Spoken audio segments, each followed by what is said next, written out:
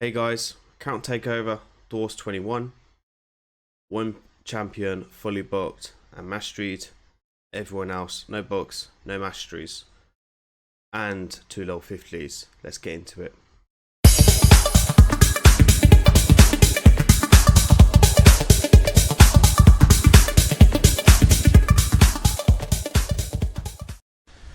Hey guys, just to let you know, this is due to the music that I've been using on the streams. This is music I had to mute the recording and just kind of done a voice note at the top. So if it's a bit out of sync, I do apologise. So let's get into it then. We've basically got a Brogni in here.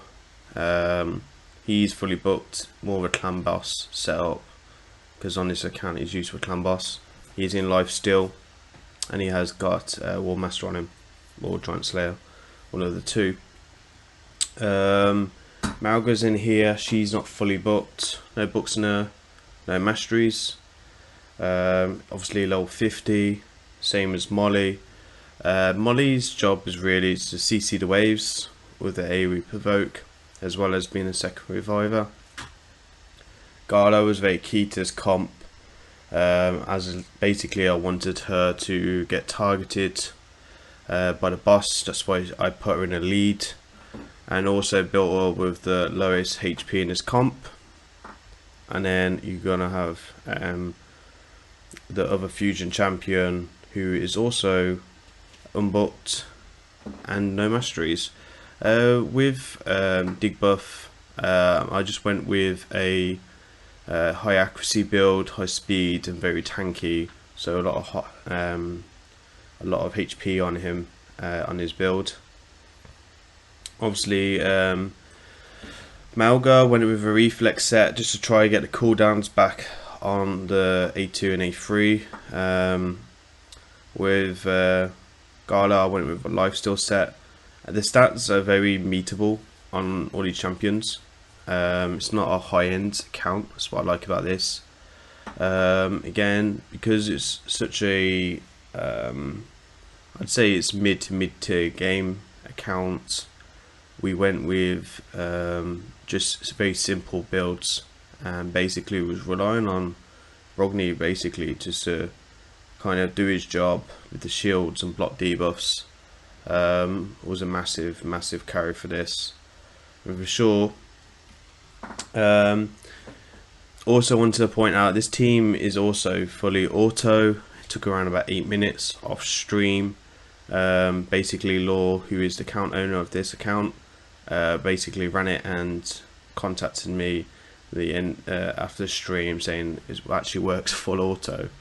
So we're a little bit of a tricky one on this one, because obviously we left it on auto, and Norg has got the block buffs, which is basically doesn't give me my shields from Brogni or block debuffs, which can be obviously not what we want. We want to try to keep one or two of these revivers alive. If one of these, if they both died, this run would have failed, and I would have had to start again. I did pass this first time, which was really nice. It's kind of nice to see that Dwarfs is now really doable with a lot of champions that's available. It was one of the hardest factions, but I kind of feel after this that if you have the 1 or 2 right legendaries here, as we've seen, then it's very doable. The synergy of this team was interesting for sure. Not something I really kind of put together as 2 revivers. Normally I just go with 1, but it was a case of Mountain King or Molly, one of the 2. They were both level 50. The reason I picked Molly was obviously I wanted CC for the waves. I kind of found it was important. I will show the builds of all these after this. So yeah, this is going quite well. Malga doing the thing with a continuous heal on a 7-turn cooldown because there's no books there.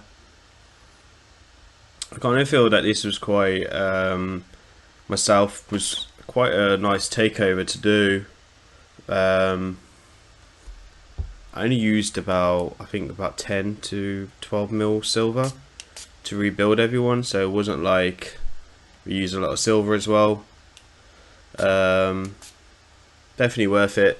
He actually cleared his faction altogether because it was 2 stages that he didn't fully clear. So his team also worked for that as well. So you can see I took over at the time and started taking Norg out because Norg of that A2 was causing me a lot of problems, and then I wanted to try and heal up and try use man-eaters and killable to my advantage to get the cooldowns back off everyone. So that was my thinking there, and as you can see we're coming, like the healing's coming back up. We've got a lot of healing in this team with Malga and Brogni, of course. Okay, so I'm mainly thinking about just like recycling the cooldowns now, so we're just going to try and do the A1s. I'm trying to be a bit careful not to obviously lose any champions or drop the health too low, so we are keeping that in mind. But we need to be careful of this boss. It's obviously one of the hardest bosses in Faction Wars, so I wanted to make sure I had everything ready and available.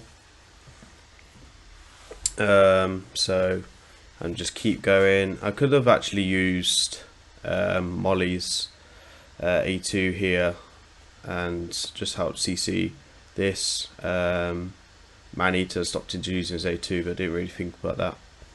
So as you can see, just doing A1s, recycling through our turns, and I get all the turns that I want. So just going to go over the boss quickly. Boss lands true fears and stuns are non-resistible. However, block buffs do work against this boss. Obviously Brogni has it on for 2 turns on his A3, I believe. And then the boss also grants an extra turn.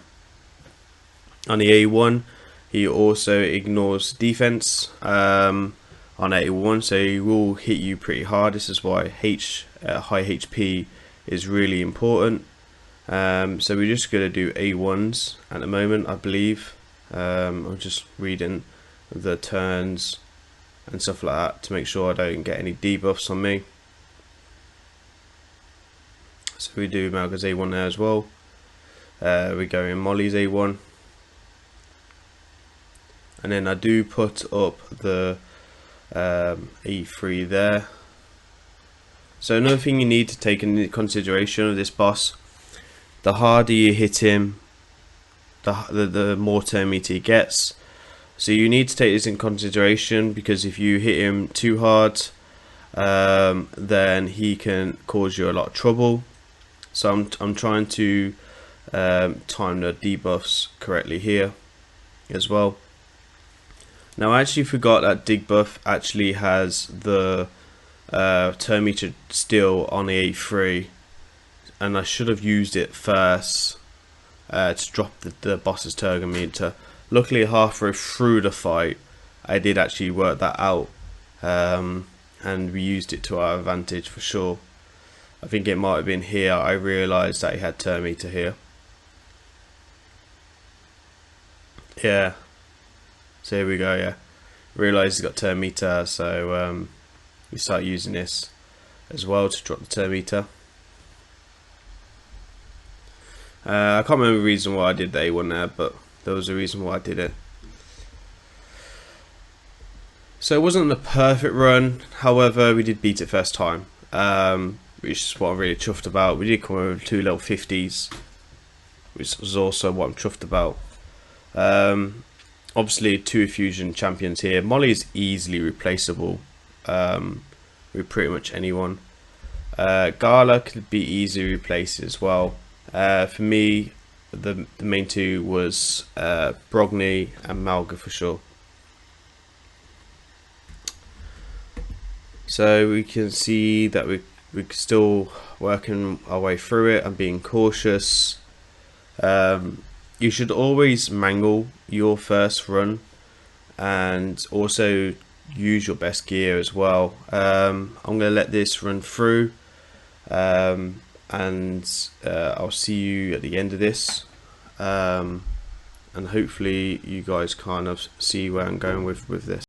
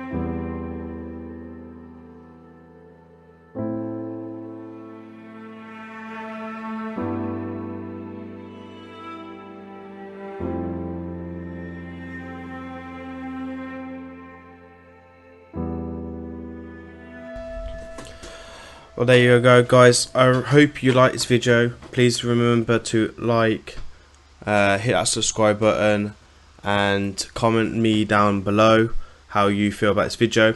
I am now gonna put on the video, all the builds and masteries and everything, which has already been recorded from last night's stream. And I will see you guys on the next video. Peace out.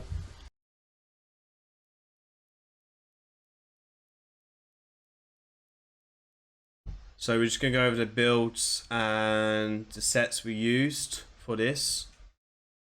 We beat it first time, and only Brogni has, sorry, Brago. Brogni? What is it, chat? Brogni? Yeah, Brogni. Only Brogni has books and masteries in his comp. So there's his masteries. This is for clan boss, by the way. There we are. And he's in life still. So I rebuild Gala. Gala's got no books. And no masteries. She's in life still. So I made her fast. Made sure she had the lowest HP in the comp. And obviously critical rate, critical damage. I didn't really matter about these as much because we don't want to hit the boss too hard anyway because of the turn meter. Herndig, who is another fusion champion. No books. No masteries. Hosts 0312, thank you for the follow. So no books.